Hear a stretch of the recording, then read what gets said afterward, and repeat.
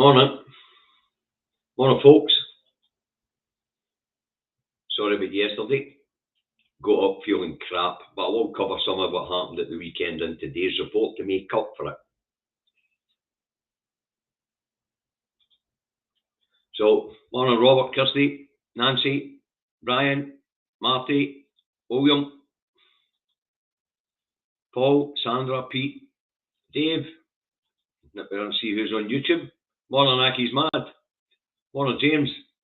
Morning, Geordie. Morning, Fiona. Morning, Lorraine. Morning, Fiona again. Morning, Mr. E. Alexander. Gerard. Margaret. Jane. Well, numbers have coined nicely. That's us up above the 100. So let's get this broadcast underway. Indy Truck Davey out the truck and up home in his office in Salisbury, North Lanarkshire, where it's passionate down, but reasonably warm at 12 degrees. Okay, so that's the weather forecast for Salisbury, North Lanarkshire. You want to know what the weather's like where you are? Look out your own bloody window. All right, then, here we go. This is the news review for the 3rd of the 10th, 2022. But before we get there, we'll have a quick look back at the weekend and what this new PM has in line for us. Okay, when it comes to benefits, triple lock and state benefits, looks like that could be going.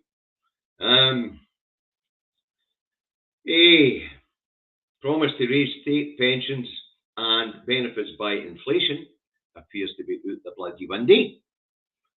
Deregulation of all companies with less than 500 employees. The UK's economy is built in small to medium-sized enterprises, so basically they've deregulated the labour market. Okay. Health and safety at work will be out the windy. Holiday pay out the windy. Maternity pay, paternity leave, all out the window if you deregulate the market like that. So now we get a better idea of the bonfire of EU regulations is about as well. It looks like our labour market's about to be deregulated, and they do plan on clamping down on strikes as well. Anyway, they're also looking at scrapping the state pension altogether. This is good speculation stuff, you know, nothing set in stone, but they're testing the water with the refeeties. And of course, the one that they all want doing there is to increase inequality, as of course, a scrapping of inheritance tax. So all these things have been floated from the Conservative Party conference at the weekend, and we're beginning to get a direction of travel. Not good, folks. Anyway, let's move on to Monday. Monday started with a variation of one theme in the rags. There's a couple, but we'll talk about a couple of things around the rags. But speculation on the U-turn, on removing or changing the 45 pence rate and tax for the top earners, or 45% tax rate for the top earners. Okay, so and the loony rags, of course, they're encouraging Mr. Katainen to hold fire. But now scrapping the tax cut for the top 600,000 earners in the UK will reduce the borrowing to fund tax cuts by 2 billion quid. But the other 43 billion will still be borrowed to pay for other measures, like reducing the corporation tax. They're basically buffering themselves for a short period of time as they shrink the state. Right. The other stories are not in the rags. Low-income Scots forced to go hungry and turn off heating. 1 in 5 low-income households have gone hungry and have been unable to heat their houses. The report from the Fraser of Allender Institute tells us. Now, they surveyed 4,196 low-income earners. So, things are going to get worse for these people after the 1st of October, when energy costs went up by an average of 27%, 27.6%. Could have been worse.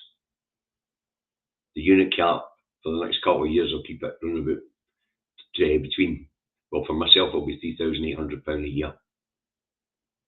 sore one. A lot of people can't afford that. Because they keep talking about 2,500 for the average usage. Sarah and I are the average usage. 3-bedroom apartment, average family home. Okay. Anyway, the report tells us that things are going to get really, really bad. Okay. Right. The news story in the rags on Monday that caught Davy's attention was in the National. And it is a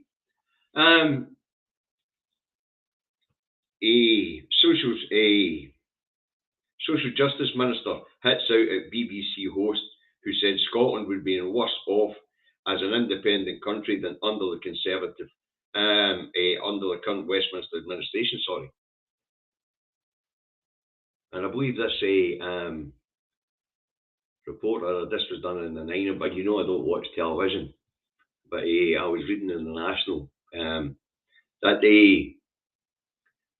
Shona Robertson hits back at the BBC for one of their hacks saying that Scotland would be worse off as an independent country than what we would be in the Union with this shower of crooks down the road.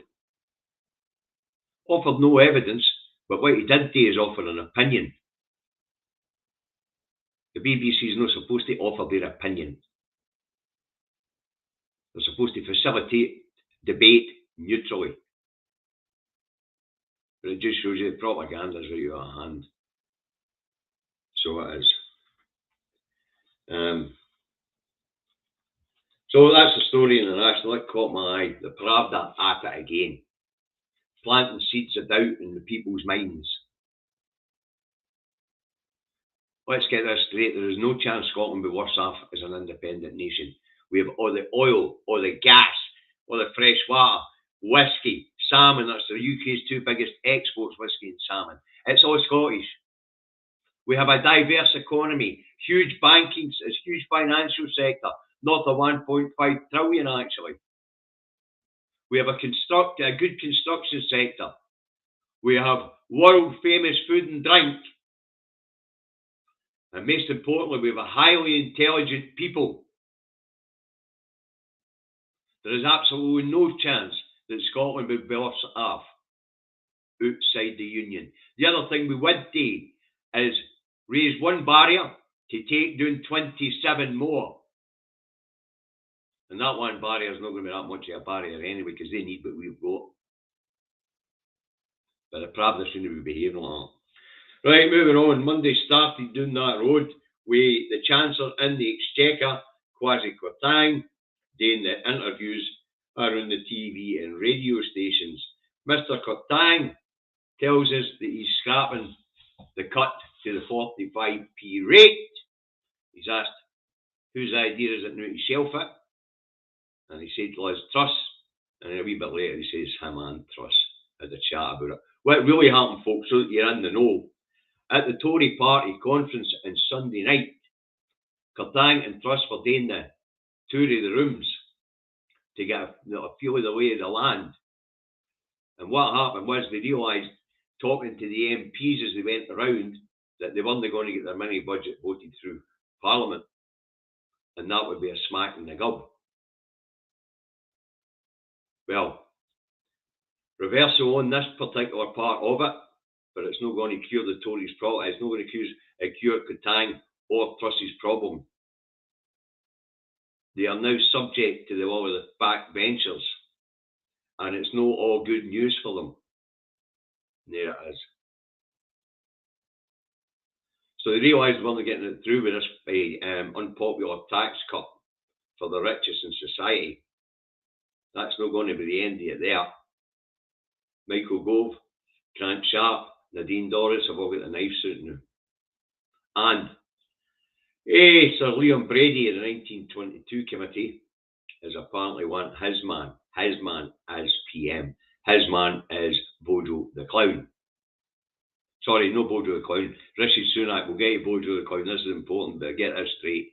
The 1922 committee, the powerful backbench committee in the Commons, wants Rishi Sunak as Prime Minister. and Rishi Sunak was the one that got the MP's votes. Liz Truss was voted as Prime Minister by the wider members. So up pops Lord Cuddis. Bojo Fan, the guy who raised the petition to get Bojo to renege on his resignation, he wants Bojo to stand against Sunak in a leadership competition. Because he knows if Bojo stands against Sunak in a leadership competition, Bojo will win. He'll win for two reasons. Because for some reason the clowns in the Tory party love him, and because he's white. Sunak's not getting number 10, no matter what the 1922 committee want, if he's up against a white contender. Simple as that. Tories are racists, white supremacists. Okay. So, Truss doesn't look as if she's going to last long. It's not looking favourable. We'll get more of that later. Alright. Also down that road.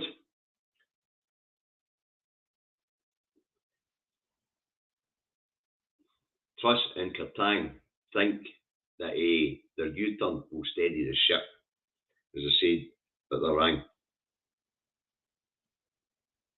Pounds rallied a wee bit. Last time I looked, it was about 113 to the dollar. Still too weak. And there's no help in exports. The Yanks are no interested in buying phase. No major trade deals with anybody else. It's all trouble. Okay. Anyway. Let's move on. So Truss hasn't got troubles to see. Okay. Right, moving on Monday. And back here in Scotland, flip-flop Dross, who backed Kertang's mini budget last week, has flip-flopped again, saying Kertang's U-turn was the right thing to do. Dross has become a bit of a comedy figure in Scotland's politics and in UK politics. Dross is also under threat of a leadership campaign to oust him. Because Dross is nothing more than a joke figure in Scottish politics right now, and Liz Truss doesn't give a damn about him or Scotland. Alright, so Dross isn't get his troubles to seek, but once again, spinning like a tot. Last week, braw idea, drop the tax for the richest. This week, braw idea, reinstate the tax for the richest. Dross is spinning like a top, man. Right, moving on. Monday, and the Pravda tells us that the NHS is likely to be under severe pressure this winter. Winter's always a busy, but really busy time for the NHS. They're always under pressure in the winter, but it's going to be worse this winter. The cold, damp, this cold, damp time of year sees respiratory illnesses such as flu and pneumonia on the rise, so the hospitals get follow up with them. Throw in the virus, which we can't name because we don't want the video taken off YouTube. You know, the one we've all been getting injections for, or wearing masks for the last wee while, that we're not allowed to mention the name of. Anyway, throw that into the mix, and the NHS is going to be really under pressure this winter.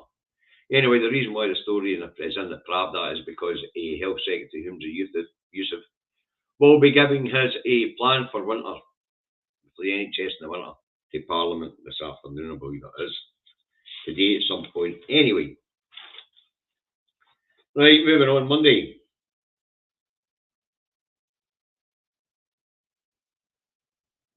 Aye.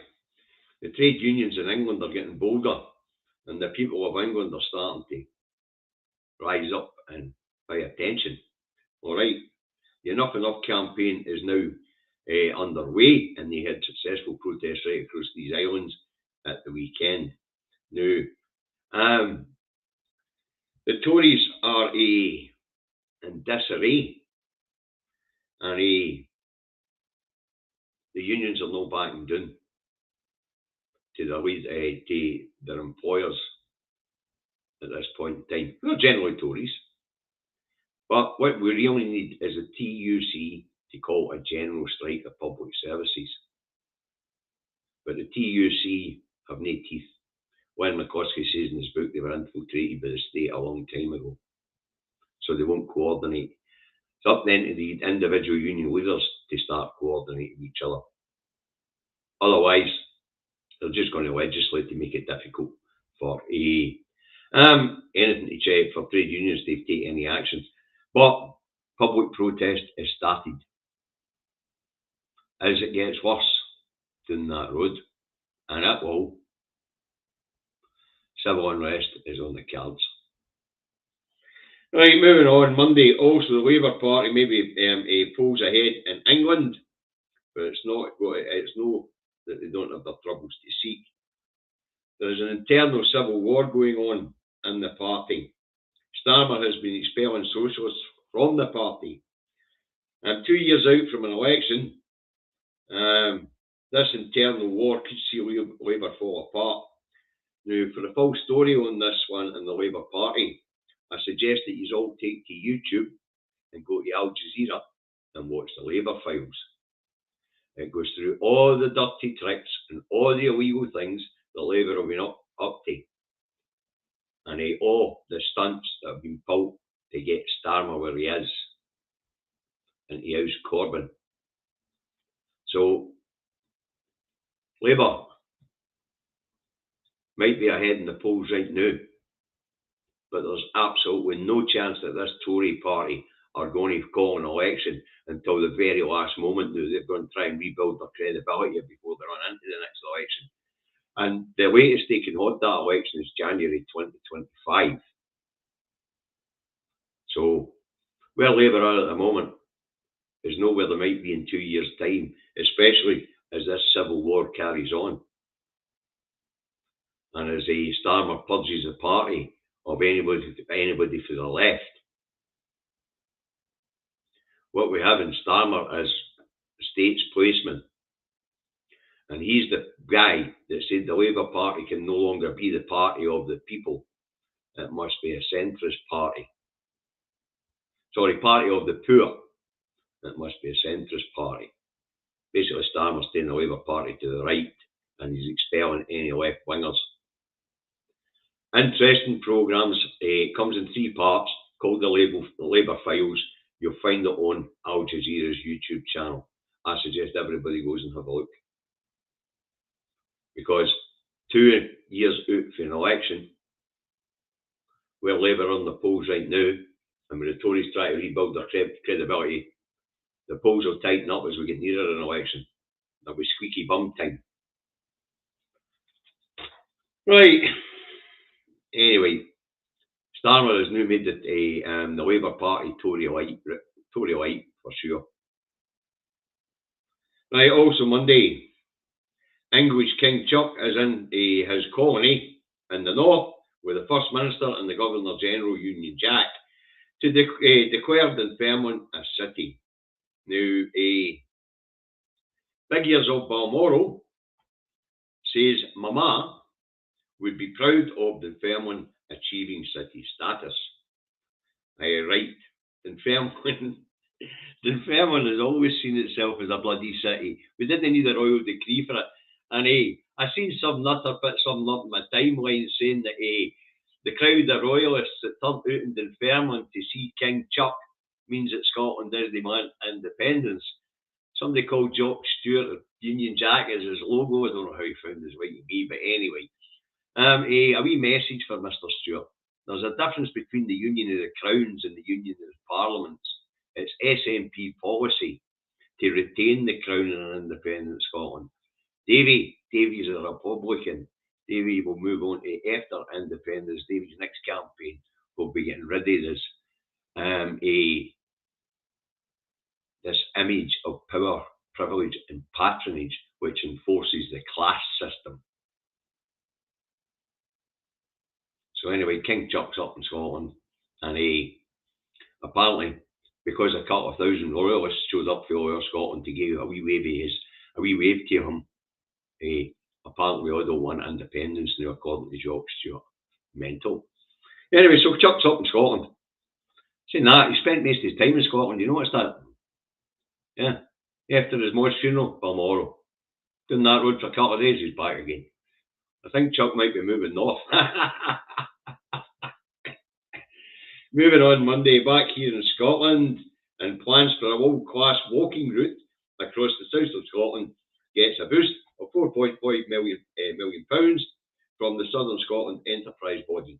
All right, the route from Moffat to Berwick upon Tweed will be 113 miles long, and along the Tweed apparently, when it meets up with it,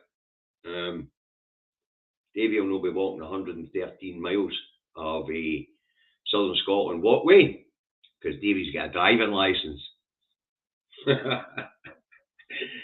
Moving on Monday, and also here in Scotland, in a drive to help get to net zero, the Forth Valley is set to get £324,381 to plant 3,000 acres of new woodland across the Forth Valley region.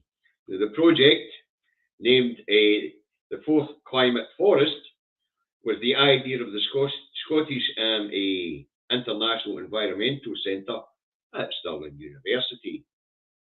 And I have to say, great stuff. We really are trying to do what the promises that were made in COP26. Shame that our neighbours next door, Little England, are hell bent on fossil fuel production. But hey, we can only do our best.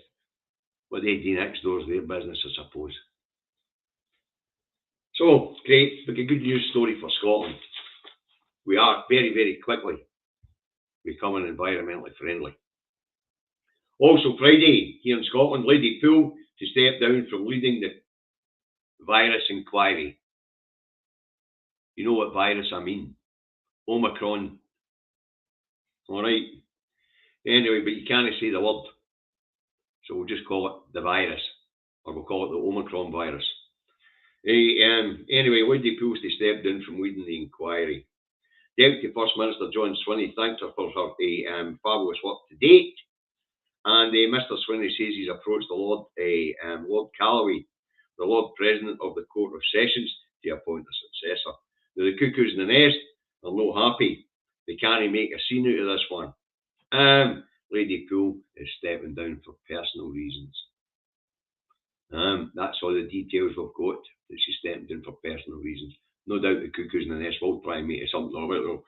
Right, moving on Monday, and First Minister Nicola Sturgeon is asked about Clatangs and Truss's U-turn on the 45p tax rate. Ms Sturgeon tells the press that it will save £2 billion, but the other £43 billion of borrowing to cut taxes and introduce austerity measures are going to hurt the poor hard. The First Minister brands the Westminster regime as inept. Can't get more precise than that, can you? She said they're illiterates, inept, clueless, couldn't run a Manoj. Can't argue with that. Also Monday here in Scotland, ministers to fast-track legislation to freeze rents and halt evictions over the winter. The legislation will hit Holyrood today, and there is wriggle room in the legislation to protect landlords. Now, they will be able to raise rents up to 3% once they ask permission to cover additional costs like rising mortgages and things like that. Landlords can also apply to the courts in extreme cases to have evictions carried out. So destructive tenants, people destroying the property or something like that, should still be housed. But there'll be a general rent freeze and be a halt to evictions. And this legislation, emergency legislation, is to last until March next year. Might well need to be extended, to be honest.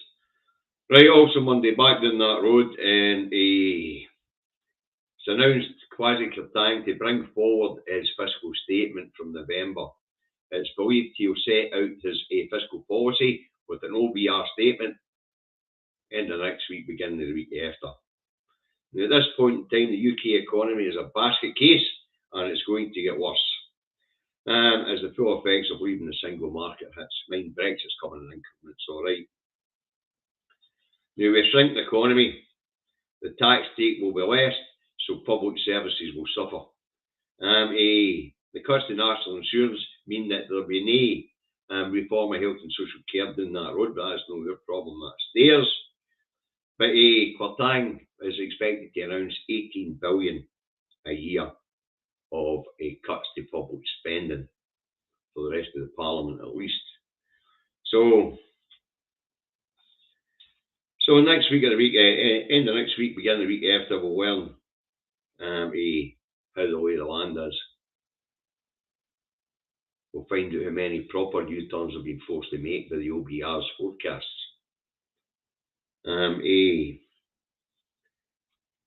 So, one thing we do know is that no matter what measures he takes, they're going to whack. They're going to whack the least of us. The pensioners will take a whack, probably. Although they'll probably go a wee bit lighter on the pensioners and let the all-in benefit claimants. What these buggers seem to forget is 40% of those claiming a universal credit are in jobs. In fact, it might be more than that. Oof. In-work poverty is a thing. Don't know how the hell we got there, but it's a thing. Anyway, what the Tories are basically doing is they're going to make the poor suffer. They're clearing out the chaff so that the wheat may flourish. They don't care about the people, especially the poorest of people. Just serfs. Disposable. You know. You will go to ask yourself, will Labour be any better if they somehow manage to get into government before January 2025? As I say, which is the latest the Tories can hold this election. History says no. They very seldom achieve anything and don't change much when they get in. One, government can't be held to what a previous government's done. But generally, Labour haven't changed very much. And with Starmer being a policeman and a centrist, as he calls himself, they're not changing very much either. Some of these nut job bills that have been brought in, like the ones that are clamping down on civil liberties and things like that, Starmer will change them. History shows us that. And as for Starmer's promises, they're all pissed in the wind when he gets in and the Treasury tells him, sorry, kid, no dough. So he can promise all he wants, but when he gets in, unless Labour in for 20 years, which is highly unlikely, he'll achieve very little. And he'll change very little. Simple as that. Can you see him re-regulating the labour markets? No. Can you see him doing away with these intrusive bills that have been introduced, like the Borders, Immigration and Borders Bill, Police Crimes Courts and Sentencing Bill, the Public Order Bill that's about to hit the flare, the Covert Human Sources Bill? Can you see him overturning any of these bloody things? And what we do know is, he says no going back into the single market and he's not going back into the EU. So, with a shrinking economy, no revenues for Starmer to make any of his promises come true. There'll be no money to fix the police, fix education, there'll be no money to fix the NHS as he's claiming. There'll be no money to build the energy company he's talking about. Reality is reality. You can promise piss and wind until you're in the door. And once he's in the door, the civil service, the Bank of England, the law, the OBR, the law tell him. That's all there is to spend, kid. Simple as that. Anyway, also Monday non-entity and Scottish and UK politics. Dross says Holyrood should have no more powers. This is the line in the sand, according to him. Now, this is his line in the sand. No more powers for Holyrood. As if anybody's paying attention to non-entity. But anyway, this comes in the light of the fact that Labour, Sir Keir Starmer, said that his government would devolve substantial new powers to Holyrood. Piss in the wind, of course. This comes in light of the fact that they dragged Bruni, clunking fist, out his crypt to come up with a federal plan to keep the jocks in the union because England needs their assets. Simple as that. And apparently, Bruni's going to offer us something better than independence. They're going to offer us Devo Supermax ×2 ×3 on steroids. And when the mugs vote no, they'll do what the Tory party did and renege on it all. Simple as that. Right. So that's it. Dross has stole wee Ruthie's term. This is my line in the sand. Shifting sand that's under Dross's feet. And he might not be around much longer as Tory party leader. And if there was a snap general election, he wouldn't be an MP anymore, that's for sure. Okay. And Monday, Tory party chairman Jack Berry tells teachers and nurses if they can't afford their bills, get a better job. I'm saying finally for Monday, no, there's something else here. Also Monday, UK gas regulator warns of gas shortages this winter.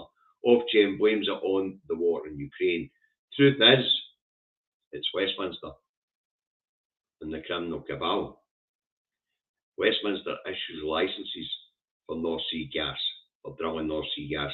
They could call in these licences and renegotiate these licences to see that the UK market is serviced first before any gas is flogged on the international markets. So Ofgem's warning that there's not enough gas, but the real reason there won't be any gas is not a shortage of gas for us. It's the fact that they're around doing all the gas storage. Dismantled most of it. Storage facility along there, Rob Royston.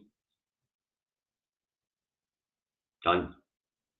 Storage facilities right around the UK. All shut down. All done. Some were mothballed, most were demolished. That's the real reason for gas shortages this winter, if there is any.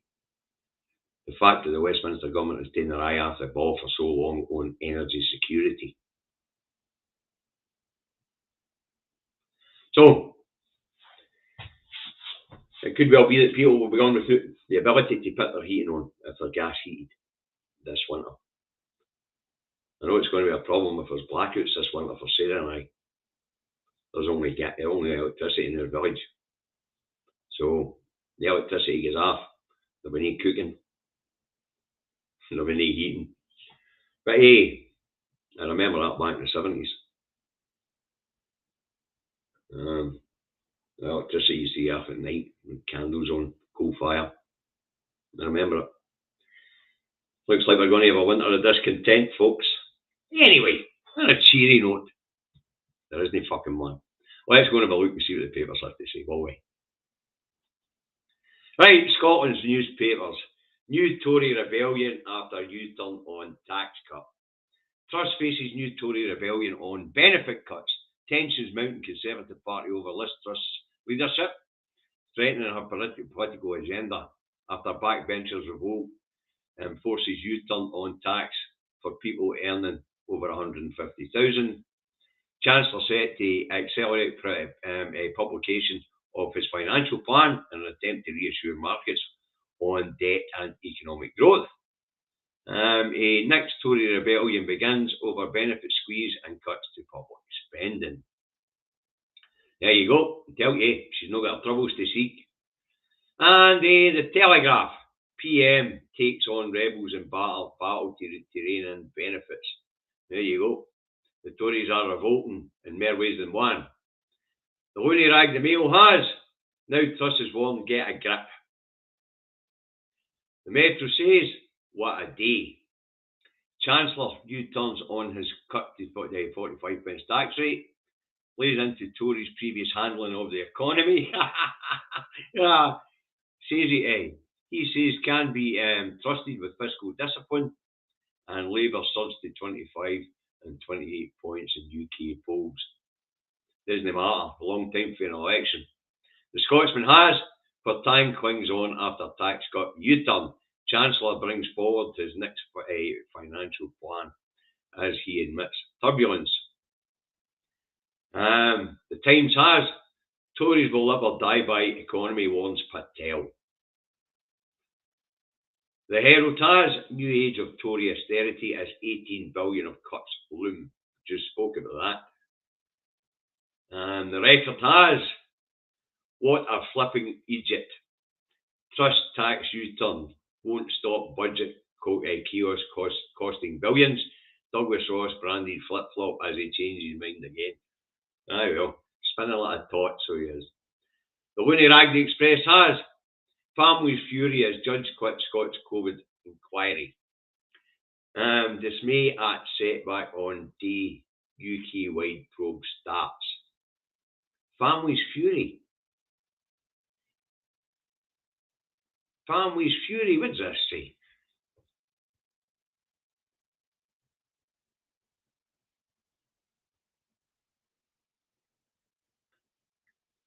So, apparently people are angry that this woman's got a personal reason for having to step down. She might be ill. She might have family issues herself. Her personal reasons for stepping down is neither here. But why is the family fury about it? Wow. And apparently, people are angry about the lady who stood down. If you're a professional or in any job, if your circumstances change, you should be able to just say, sorry, I have to resign, I've got other things need my attention. Right, the National has, he has to go. SNP and Greens say Chancellor must quit after colossal U-turn and ditching tax rate for top earners. First Minister demands overhaul of entire mini budget. 18 billion public spending cuts will pile even more pressure on Holyrood budgets and struggling families. And the main headline is Truss Indie refs should not happen even if courts say it's legal. Doesn't matter what you've got to say, Truss. You need to give a shite what you've got to say. Right. The local rags are going on. Hey, King Chuck. And Mrs. Stargoat for his a day. And the Star has, Vlad's Ukraine war means significant risk of blackouts, the Great British switch off. No, the reason there'll be blackouts has got nothing to do with Putin. It's got to do with the UK government's, successive governments, ignoring things like food security, energy security. So, this winter when there's food shortages, or there's less choice anyway, and when the lights go out, it's not Putin's fault. We're not reliant on Putin for gas. And we're not reliant on Putin for oil. So,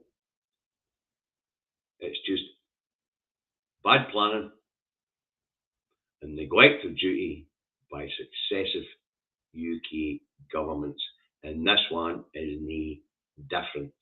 In fact, this one is probably crueler than any previous administration. Right, that's the papers, folks. Hope you enjoyed today's broadcast. I hope you found it interesting. I hope you found it informative. There's enough of you watching. So I have to say once again, I apologise for yesterday. I got up and I was feeling really, really bad. Just went back to bed. Didn't get up again till last night. So I'm a wee bit better today. Still a bit tired, but better. Right, so that's what I've got for you today. I hope you found it interesting. I hope you found it informative. I hope you liked the insight. And let's get back to the usual stuff. There is a campaign going on, folks. We have BBC hacks planting doubt in people's minds. We've got the BBC telling us crap every day. This is all part of their campaign, folks. So eyes on the prize. Learn your how you gonies and get out there and win hearts and minds. this referendum's going to go ahead, one way or another. Get out there and convince your friends, your neighbours, and your family. We only need to convince one each. One. And when they start smacking you with how you gonies, remember the answer is, how does anybody else? We're a highly intelligent people. There has been 100 new countries created in the last 60 years. We'll copy and paste best practice. That'll shut their faces for them. Okay. Support independent media, support the independent media, support Broadcasting Scotland, support Independence Live, support Indie Live Radio, support Caledon Media, support Through Radio, support the iScot magazine, support the national newspaper, support independent bloggers and bloggers. I just see I've had the notification, Maximilian Robespierre has put a video out, and he's saying that Tories are attempting to handcuff Liz Truss to protect the party. About time. Hey, she did well, 2 weeks in the job, and 9 days of that was more than official morning, or 12 days that was official morning. Oh, jeez. Murder. Right, now remember, folks, only a couple of bits of guidance left. Follow them. Face coverings in closed public spaces, clean hands and surfaces regularly. Now, if you are feeling a wee bit under weather like I am, if you're out in public, mask up, show a bit of social conscience and social distance. Okay. And if you're still using NHS lateral flow tests, use it or in the health and social care sector, please submit your results so we can keep an eye on how much of this is in our communities, because you live in our communities. That's it for the day, folks. Look after each other. Look after yourself. And now, I don't know whether I'll be broadcasting tomorrow or no. I've got a training day tomorrow. But if I can get out at the appropriate time, then I'll be updated from my car. I'll give a notification in the morning when I get a better idea of how the schedule's running and how the land's laying. Okay. But I'll have it written. If I can get out the training schedule to put in half an hour in my car and broadcast, I'll try my best to do so. But as I say, I'll put out a notification. You usually look after yourself, and we'll see you all tomorrow.